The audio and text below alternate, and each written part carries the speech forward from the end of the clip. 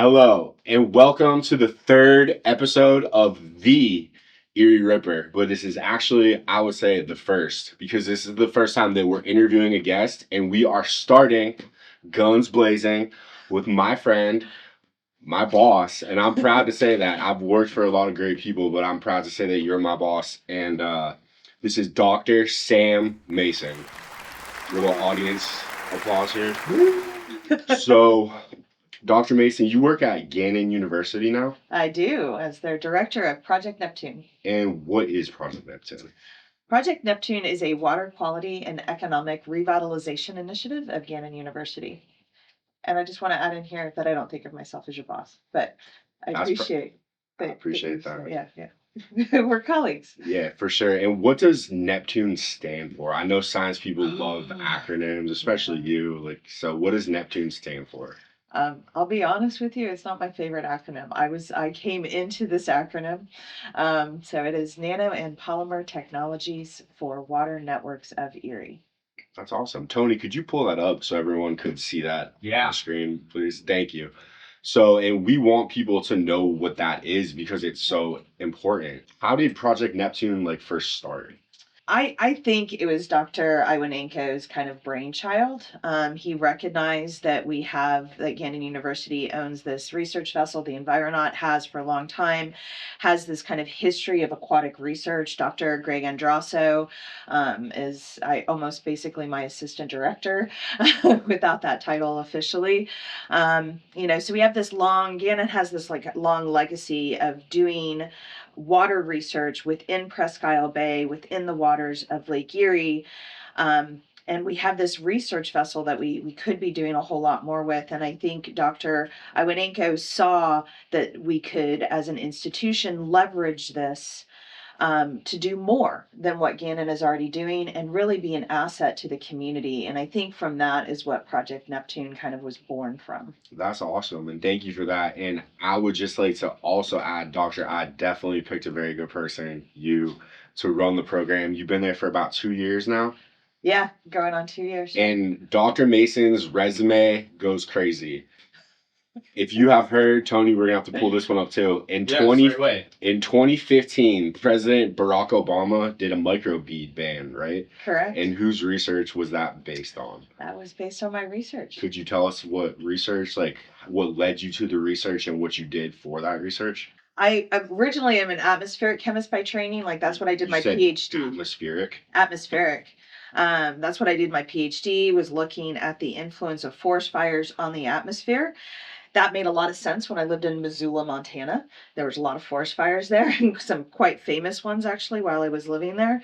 And then I moved for my academic career. I moved to upstate New York, Fredonia, New York, just 45 miles down the road from here. And doing atmospheric chemistry on forest fires made a little less sense. So I was looking to see kind of what was the next step in my career. And I'd gotten to the point, I had tenure, I was in charge of the environmental science program, and the flagship Niagara League actually reached out to a number of local institutions. Were talking about they wanted to run an environmental science field course aboard the U.S. brig Niagara. Whose home port is right here in Erie, Pennsylvania, right? It's a famous War of 1812 tall ship, amazing, incredible vessel. And I thought it was an incredible opportunity for students, but I myself wanted to get on the vessel as well, to be honest. So we started teaching this environmental science field course. I was one of the instructors, and I was actually out on the vessel to talk about how atmospheric deposition into the Great Lakes is one of the way that we get a lot of the persistent organic pollutants into the lake.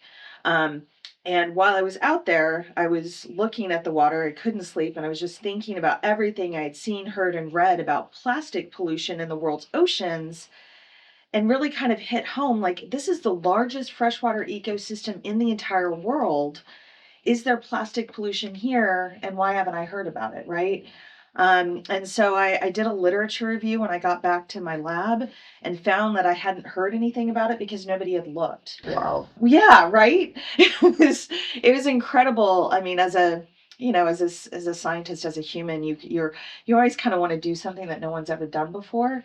And this just kind of fell into my lap. And so I asked my colleagues who were co-teaching the class with me, what if next year we drag a net through the water and see what we find? And they were totally on board, but they also said this is your project. So I was like, Another got it. good call from superiors.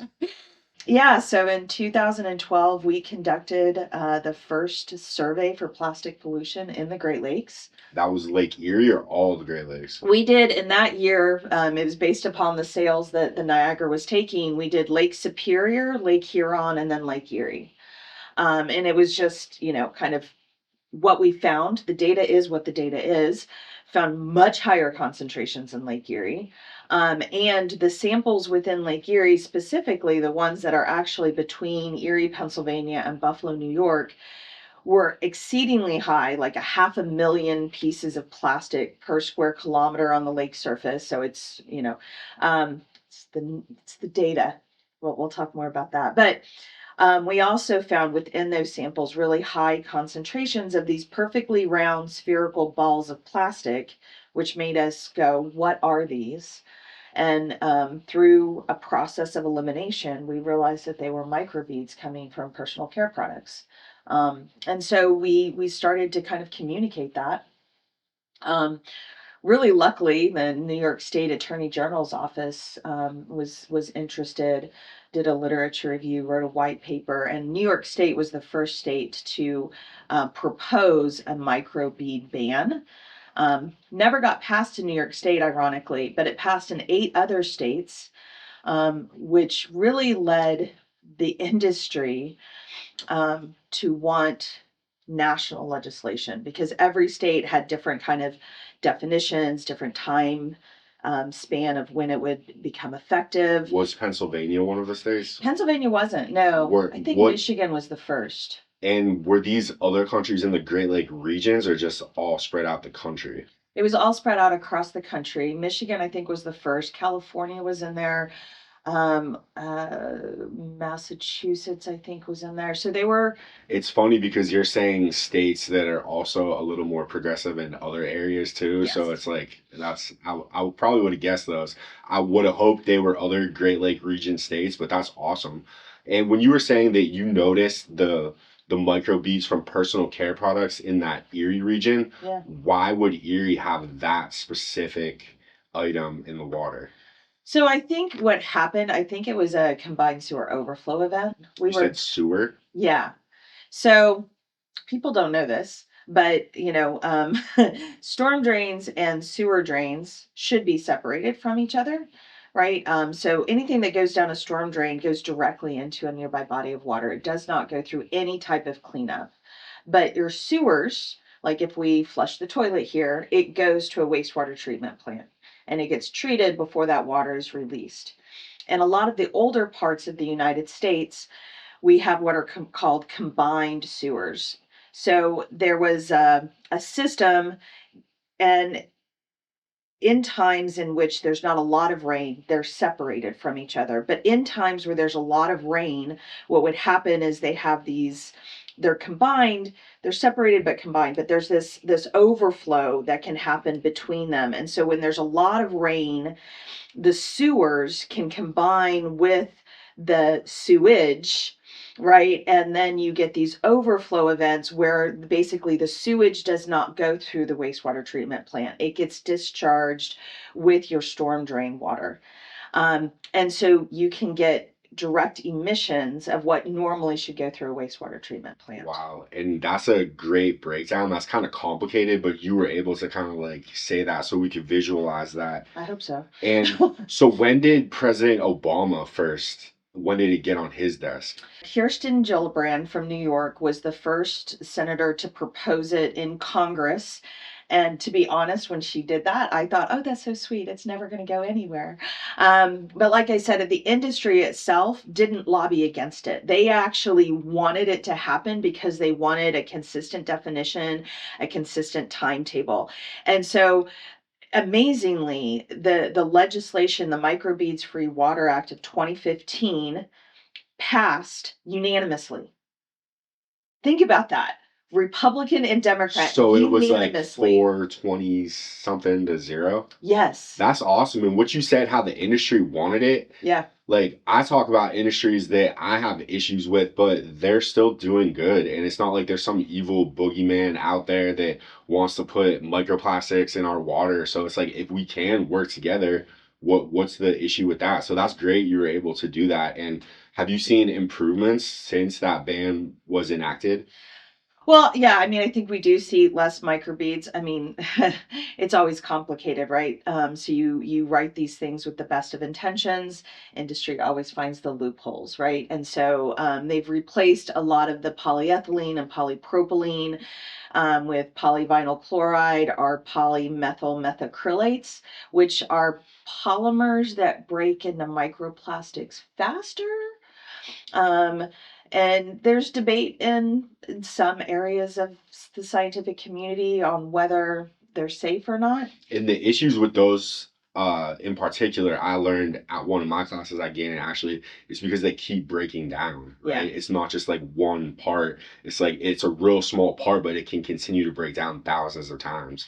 It breaks into ever smaller pieces, unlike like paper, right? So a piece of paper out in the environment is unsightly, but within 6 weeks has completely what we say in science mineralized. So it's gone back to carbon, nitrogen, oxygen, all of the fundamental elements that are within that those molecules. And that's because there's organisms in the soil that can use that paper as a food source. That's how nature's set up to take care of everything. That's right, exactly. They're decomposers. And so the problem with plastics is that there are not very prominent species in the environment that can use plastic as a food source. There are some, but they're not very prominent. And so plastics are not what we call biodegradable. Have you heard anything about those mushrooms that can? Yeah, exactly. I knew you're gonna. As soon as I say there's no organisms that can use plastic, then somebody goes, "Wait, I heard about these mushrooms, and I heard about this one microbe." There are some microbes, there are some microorganisms, and some mushrooms, some fungi that can decompose plastic, but they're not prominent in the environment, right? And so, and they tend to be very particular. So, you'll have this microbe that will maybe eat polyethylene, but won't eat polypropylene. That's crazy. Yeah. You wouldn't think they would be designed to even be able to pick and choose. Yeah. That's so. I had one more question about Yeah. the microbeads in relation to the Erie region. We have tons of plastic manufacturers around here. They employ a lot of people, some great companies, but that has to get into the water more. And that's why what I thought you were going to say, why the Erie region had more plastic, because we make plastic here. We definitely see, having, as somebody who has not only studied the lake, but I've gone upstream from the lake and I've looked in what are called our city's litter booms. So these are devices that were installed actually by the city of Erie back in the 80s. Tony, could you pull that one up too? Litter booms are pretty Boom. cool. Boom. Yeah. Erie Waterworks does great with that. They have them Yeah. all around. Yeah. So they're installed with the intention. So they're installed with the intention of blocking trash before it makes its way into a larger waterway. So our streams have litter booms so that trash doesn't make its way to Presque Isle Bay and Lake Erie. And I spent 2 years picking out all of the trash that are within Mill Creek and Cascade Creek litter booms in order to kind of move upstream from the lake and to look at larger plastic items. Wasn't expecting to find all of these pre-production plastic pellets, otherwise known as nurdles. I always had an issue with nurdles. The name? Just nerds. I think the name is too cute for what they are and the damage that they do. Because it does make them sound like they're really cute. I have Right. a little stuffed animal that somebody changed the name of it to Nurdle because I always talk about how Nurdles look so cute and it's in my office. It's such a So cute name, but they're really they look like fish eggs, and so they can really do a lot of damage to the environment. And so this is where it gets complicated because on an economic standpoint, their loss is measured in pennies to the industry, but in the environmental degradation that they damage that they do, it's quite extensive because they look like fish eggs, so a lot of organisms will eat them thinking that they're food, but they're not. that's crazy. And we have to protect the animals too. It's in fish, it's not just humans that we have to look out for. Well, think about fish in this industry, right? I mean, fishing is a huge economic driver for Erie, Pennsylvania. People fly here, they congregate here specifically because of the fishing that we have, like the steelhead and the various migrations, and people want our fish. They come here, right? So if you're affecting the fish populations, then It's you're, affecting the tourism and the tourist health. So yeah, all encompassing. yeah. So you brought up how Erie has the great fishing, how you kind of came to Erie. I like asking people who aren't like Erieites, who weren't born here, like, what did you think of Erie when you first like touched down? Like, what was the vibe? What did you think of the people? What stuck out to you? Like, what was like? I know you're real like intuitive, and you're obviously a thinker. And like moments, you have like aha moments and stuff. Like Yeah. anything you want to say? Like, how did you view us? From the moment I landed for my job interview back in 2001, well, it was December of 2000 was when I landed for my job interview. So 26 years ago, That's crazy. in Buffalo, New York, I walked off that airplane and I should have been incredibly nervous, but instead I was just like, this is it. This is where I'm going to live. And I just knew it. It was just like an instinctual, like, this is it. And it's kind of funny because I'm really kind of in many ways coming home. My family is actually originally from Indiana. And so That's that's Pennsylvania or state, the state? the state. Okay. Yeah, sorry, Indiana, the state of Indiana, Fort Wayne, Indiana specifically. So that's where when my family migrated from Europe. I'm 100% European. I had one of those DNA tests done, and my daughter laughed. She's like, I've never seen anybody that's 100% European. Another reason why I like Dr. Mason is because she's about that action. It's not just talk. Like she's obviously educated, has the titles, has the resume, but she walks the walk too. So we were talking about how there's so many microplastics in our waters. A lot of them are from personal care products. So we are going to show you some of Dr. Mason's favorite microplastic free personal care products, maybe a couple other crazy ones too. What ones do we want to look at? Are we going to start with these because these are here? Perfect. So my husband bought me some headphones that are largely made out of wood. I won't say that they're completely plastic free, but they are really nice headphones that I use when I'm doing a online meditation meetings. Or listening to the Grease movie soundtrack. I feel like My Little Pony type thing. Oh God, no. Sorry. No, My Little Pony. All right, so what are these? So these are from Plain Products is the company. They're aluminum that are refilled, and they do shampoo, conditioner, hand wash, styling gel. So kind of a lot of personal care products. So you buy them, you unscrew the cap, and then you get a pump, but when you're done with this product, you just move the pump to the next one. You send them back, and they're refilled and reused. This is an American product? They actually do this in right outside of Cincinnati, Ohio, so relatively close to us here. They say that there's zero carbon footprint, so I have not analyzed that. We'll push you to the test. But I buy these, and what I really like about them, in addition to the fact that the smell of rosemary mint is my favorite, they're very concentrated. And so like it can take me like months to go through one of these containers. And I have a lot of hair, as you might notice. So I used to go I was thinking through. of horse mane. That's why I said My Little Pony. It was like a Freudian slip. I'm sorry about that. So it can take me a really long time to go through these where I used to go through, shampoo and conditioner within a month. Um, what else are we going to do? What are we going to do here? What's going to come out of that bag? Wait, who knows? This is just my fancy hairbrush.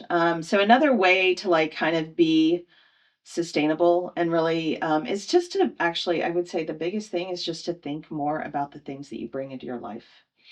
The direct world. Yeah. And so, this was an expensive hairbrush, but it's made out of metal and wood, and it will last me the rest of my life. Right. And so just kind of thinking about how long you're going to use a product. And when you're purchasing something, thinking about that kind of lifespan of the things that you're And that's purchasing. the American way of life that we kind of got out of, is we just want something quick and inexpensive. And I know like Disposable. the Germans and Asians, like Japanese, like they have a whole different way of like looking at things. So Yeah. like we can take things from other cultures, and because the American culture is new, we can still develop it. So Yeah. hopefully this kind of stuff will be what defines America in the coming years, not the trash, not like the national debt and things like that. Thinking about refill systems. Right. And All right. what are those? So this is my deodorant. You might need some. I'm sorry. And my lip balm. And they also, oh yeah, they make my tooth powder too. And what brand is this? So this is Bare Elements. It's a woman-owned company in the middle of the state of Pennsylvania. So this is within 100 miles here And in it Erie, says it's Pennsylvania. vegan too. It's vegan. It's it's microplastic free. It comes in cardboard, which you can either recycle or compost. I have a compost bin in the back of my house that I compost these things.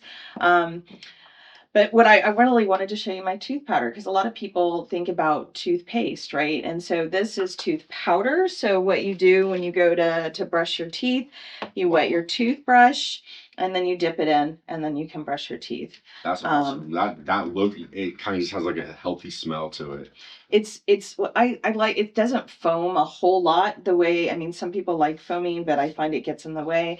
And it's not overly minty, right? It's enough that you feel like you're not brushing with just baking powder. It's like low key mint. Low key mint. There you go. I got you. And I actually use bamboo toothbrushes now. They're compostable, biodegradable. They don't have the microplastics. They're a little more expensive too, but like it might be placebo effect, but my teeth feel cleaner. They feel better when I use my toothbrush, and yeah, for sure. Definitely. Okay, as we speak about toothbrush, so I have a bamboo toothbrush, but I also have my Surrey. So this, if you like electric toothbrushes, this is an electric toothbrush.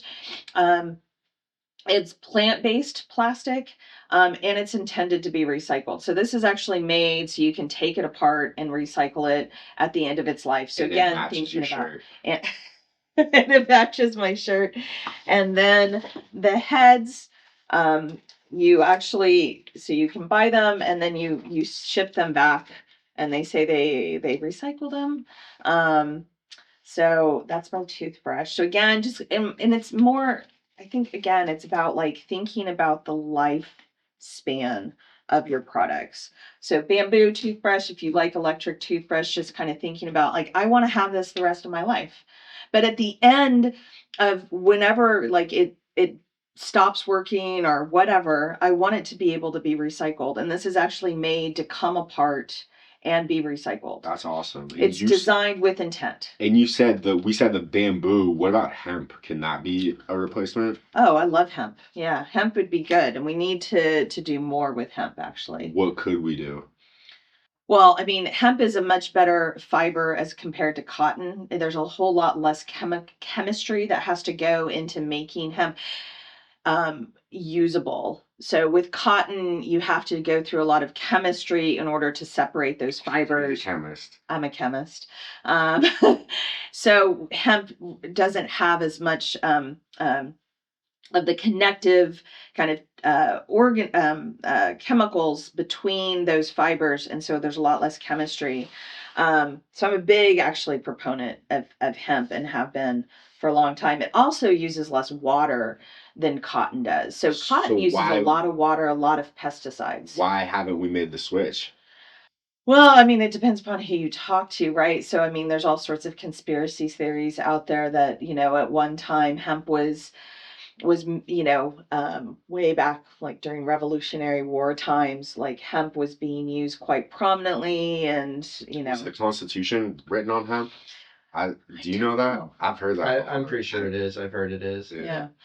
So there's all sorts of businesses made deals and tied hemp to marijuana and drugs, and hemp is the same plant, but it is the male, not the female, and version of the plant. You can't get high off of hemp, but there was this whole kind of campaign against, what is it, reefer madness? Yes, exactly. Yeah. So, and why can't we say, hey, I'm about to name a couple politicians here. Why can't we look at this from a 2026 perspective from somebody like Dr. Mason, who, I think the tide is turning towards that. You're starting to see a pushback against that and more hemp coming onto the marketplace. It's 2026 and you can't even really do much in Pennsylvania. Like Erie has certain laws, but that's a whole discussion too. If you want to talk about that more, we can. But I really wanted your hemp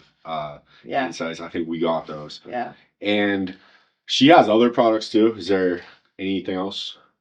This is my reusable candle. Can we get a lighter? Who's got the It smells good. Isn't that nice? What's the flavor?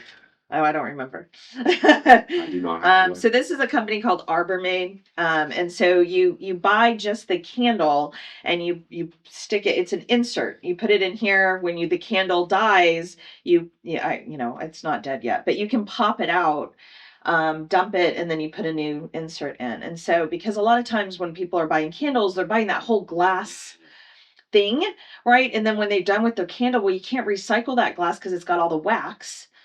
And so I forget that I recycle things with food in them. So a lot of us, that's another conspiracy. Do they recycle what you put in the recycling bin? A lot of people, I've seen things where they follow the trucks and then they throw it out. It doesn't matter if they have food in it. It doesn't matter if they're clean. So it's like, even if you try to recycle, is it being recycled?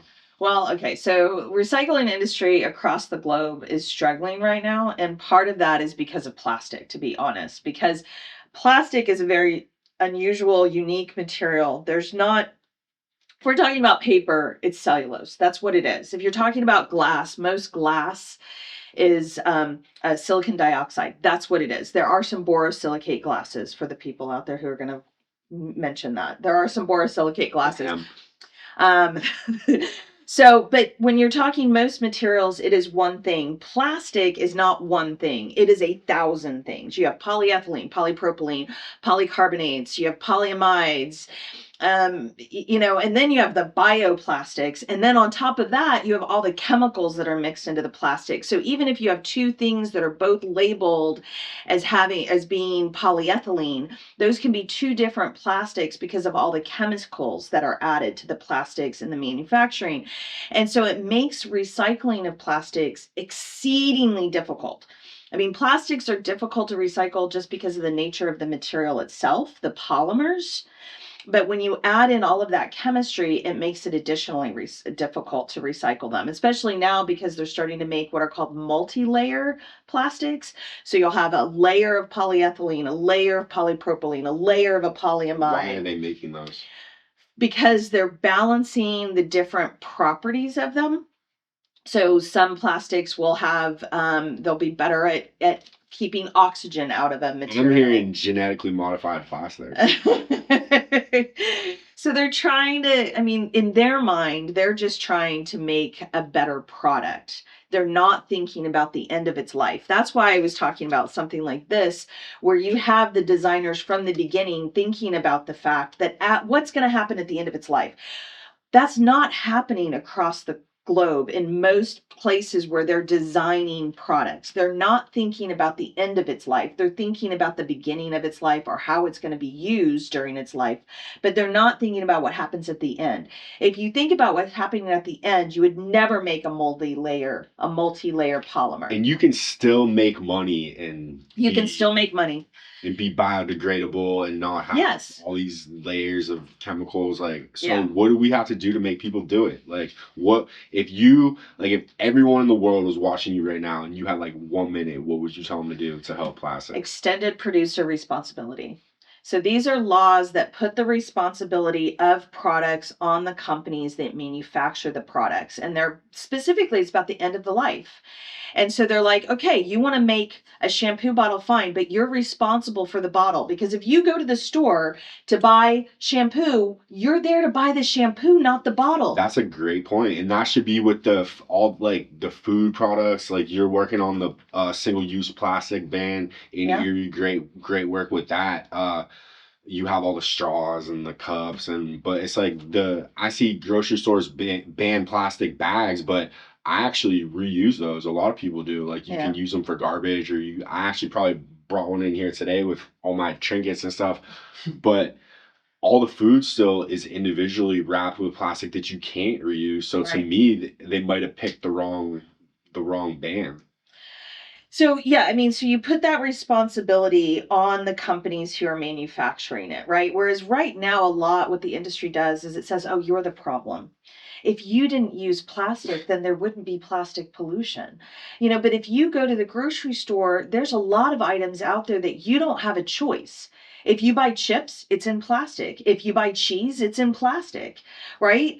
I mean, you have a choice maybe with peanut butter. You can buy that in glass, but most things you don't have a choice. Exactly. So the problem isn't you as a consumer. The problem is the industry is not providing alternatives. And what you need to do, I mean, we are, a capitalistic society. That's our economy. That's the economic system that we have. It is a system. And so what you realize is you have to use that system to get the outcome you want. Right now, the way that the system is set up is that we are getting plastic pollution as an output. Do we want plastic pollution? No. Hell no. Hell no. So you look at the system and say, well, how can we turn knobs, change things to get the outcome you want to get? And what you do with that is you leverage the fact that it's the industry, and so they pay less for plastics that can be recycled than they would pay for using plastic that is harder to recycle. So polystyrene, polyvinyl chloride, PS is polystyrene. It's the clamshells. It's the foam stuff. Like the foam cups, the clamshells, and then polyvinyl chloride. Polyvinyl chloride is a lot of pipes that are in houses are polyvinyl chloride. Shower curtains. Have you ever gotten a new shower curtain? You open it. Smell. Yeah, that's. What is the new car smell? Oh, it's so many different chemicals. It's a lot of chemicals, and it's not good for you. And like they've established that new car smell is actually very bad for humans because it's all the off gassing, which is what you're seeing. It's when basically you have molecules that are not chemically bound, and with temperature they'll go from a liquid to a gas. Wow, that's crazy. And that's what you're smelling. Is that off gas? It's kind of good though. It depends. Cancer has a great smell. That's what I hear. I'm gonna let that soak in for a moment. I don't know what I was gonna say. Okay. So we're gonna do a little thing. We're testing out this thing. It's called Ripper Fire. Oh God. I don't know what I'm gonna ask, but I'm gonna ask him. It's gonna be quick. Okay, I have to do short answers this time. I'm not good at this. Great. It's gonna be either or. Okay, either or. Or no, it could be like a favorite thing. This is trial and error. We're scientists. Okay. Wait, now you have to take off the glasses for this. Why? Because I need to see your eyes. You can. No. All right. I'll take them off, but just for you because I respect you and you've helped me. But I'm nervous. Like, I like wearing sunglasses, but I hate being on camera. I'm shy. I'm really nice. So this is me Oh God. Exposing yourself. He's being more real. I'm Thank you, real. Jared. I'm a real human. Okay, are. you got me all flustered now, Yeah. as only you can. Okay, what's your favorite color? Blue. What shade of blue? Ooh, water blue, like aqua blue, like Isn't water clear? fine. Clear. Could be a segue to something else. Tupac or Biggie? Tupac? I don't know. Great answer. Okay. Tony, you got one? Biggie for sure. What about a question? Oh, when did you know when sustainability was important to you? When I was 10 years old and I watched the Green Hair episode of Different Strokes. It was like an origin story moment. Yeah, I can tell you all about it. Pennsylvania or Texas? Pennsylvania. Pennsylvania or New York? Pennsylvania. Barron or Gannon? Gannon. I went to both. That was an easy question. Okay. Reuse or recycle? Reuse. Always. It's reduce, reuse, then recycle. But everybody jumps to that last one. You got to reduce first, reuse when you can, and only recycle when the other two are not options. Dolphins or whales? Dolphins. I thought you weren't going to answer that. What's your favorite bug? My favorite bug, a roly-poly. And shameless plug, Critter Corner can be found at the Blasco Library. What is it, every fourth Sunday of the month, every third? Yeah. Dr. Mason is also my girl boss at CLEAR, Center for Lake Erie Education and Research, which is part of the Project Neptune umbrella. And CLEAR, I know this one, guys, it stands for Center for Lake Erie Education and Research. It has been open at the Blasco Library since October 4th, 2025. And to put it bluntly, the people of Erie, people who come to Erie, they love it. We've had, at least 6,000 people since October, 6,500. We have classes, we have events, we have giveaways, we have artwork, we have collaboration, we have things that are there long term. We have things that will be continually updated, and it is great. It is a big city thing in Erie because we have a big city scientist in Erie, and we have to be nice to them. Like, Erie is the home of not in my backyard. I'm guilty of it too. Yeah. But we have to make progress. And sometimes people that make the progress aren't people that you like, and that's cool. Like, I don't like everyone.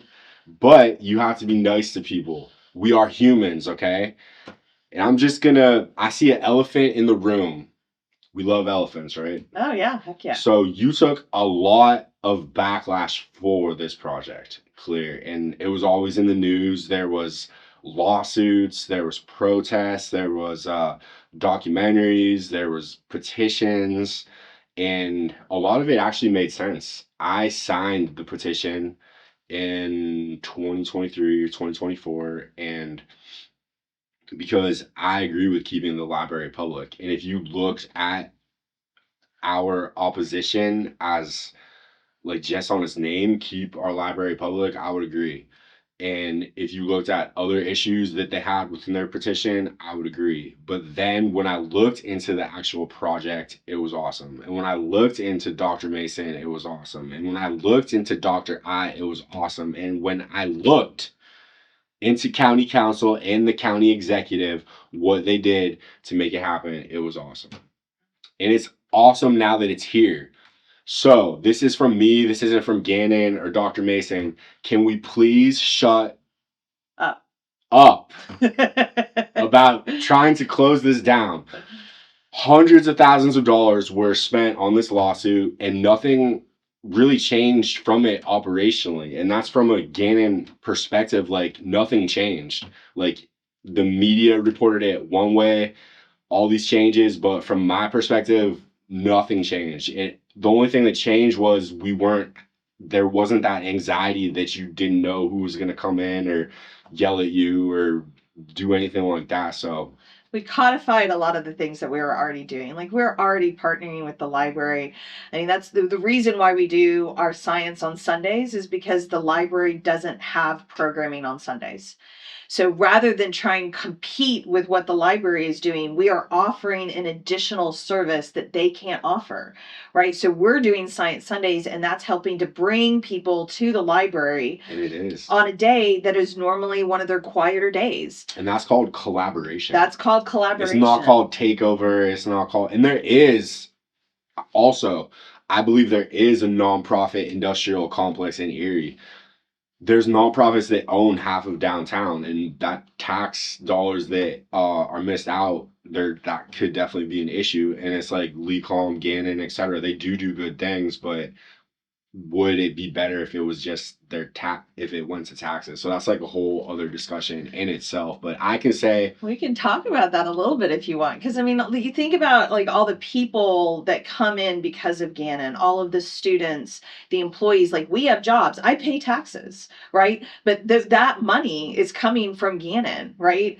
And I wouldn't have my job if it wasn't for Gannon, right? And so you think about like there's a lot more that downtown gets from Gannon being down there than if Gannon wasn't, right? And so that's kind of like to counter that though. Yeah. We talk about thinking of the end game, thinking of long term, and I'm sure you've heard the term brain drain. Yeah. What percentage of Gannon kids leave after 4 years? Like that's what we're trying to do, right? With Clear, with Project Neptune, is this workforce development is part of that. That's that economic revitalization. We need to show that there are jobs, and we need to offer jobs that are connected to protecting our water as opposed to industry, which has kind of been the mindset of people in Erie is like industry is what got us to here. And so that's the only way that we can go forward as opposed to recognizing that our greatest asset is the water. And if we don't protect the water, then we don't have a livelihood. We don't have an economy, right? People don't want to live in a cesspool. They don't want to live in a trash dump. You know, they want to live in a place. Yeah, I want that. People don't want to live in a cesspool. Let's be the quote. You know, they want to live in a place where they can walk, where they can bike, where they can drink the water, where they can breathe the air, where they can raise a family. That's in the Pennsylvania Constitution too. Yeah. Exactly. It just goes off the interpretation of it. Right. But what we're doing with the stuff that's happening through Project Neptune, I do a lot of talking with people about workforce development pipelines, right? So we're doing that with our greenhouse, we're doing that with Clear, and then the next kind of step off of Clear is our Lake Health Environmental Analytical Lab, our Lake HEAL. And this is about taking people like you that start as docents, and then you go into research, and then you work in the lab, and then maybe you go into a job within the community that is about protecting the water. And so we're not getting that brain drain. We need, these jobs here so that people don't come here, get educated, and leave. Perfectly stated. Yeah. And like, what if someone were to open like a big plastics recycling place in Erie? Like, could that be a possibility? It's I won't say it's not a possibility. It's complicated. Like I said, plastics are really difficult to recycle. And so this was the issue with the IRG facility that was proposed, is that there has to be a lot of thought put into it. And that's not what was happening in that situation. It is a very difficult material to recycle. And what I saw with that facility was that it was just turning the whole entire city of Erie into a trash dump. We were just going to import all of this.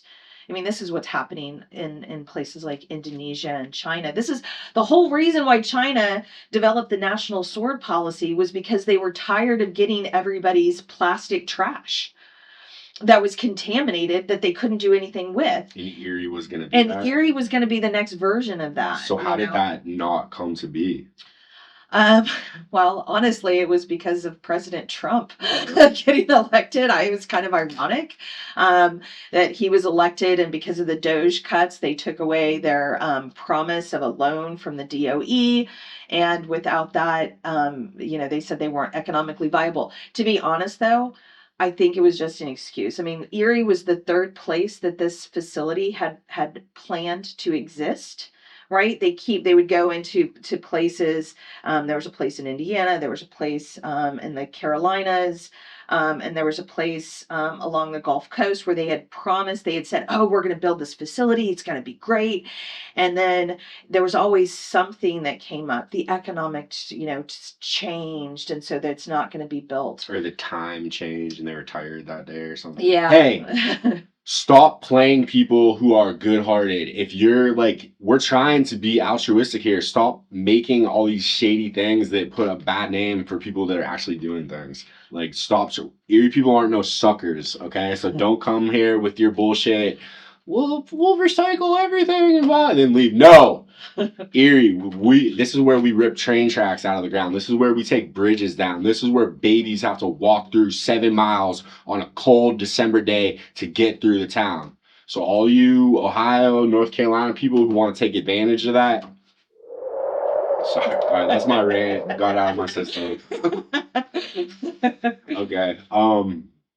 Yeah, is there anything else you wanted to talk about? We covered a lot of things. We did cover a lot of things. I feel like I've done a lot of talking. I apologize. I'm pretty good for that, but just thank you again for everything, what you do, what you continue to do. Is there any social media, email people could check you out? I have a website, sherrymason.com. I didn't even know that. Yeah, a lot of my articles are on there, and some of my podcasts. I haven't kept up with it. She has a famous husband, so. I also have a famous husband. So I guess my last bit of my parting words of wisdom is to be the change you wish to see in the world. It's taken from Gandhi, not my quote, but it is an incredible quote, and that's the quote I live by. So thinking about what do you want to see in the world and be that.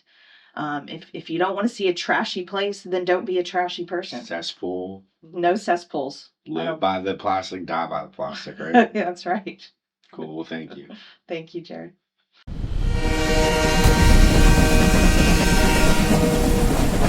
We don't die, we multiply. Voices in the wire and the narrow eye. Rippers don't die, we multiply. Say it in the hallway, say it to the sky. Rippers don't die, we multiply. Carved into the desk where the teachers lie. Rippers don't die, we multiply. We multiply. Cheap right brain doll, that's the package deal. Little dose every sip, tell me how that feel. They lace the wells while they wish us well. Label it clean while they ring that bell. Third eye under that chalk white frost.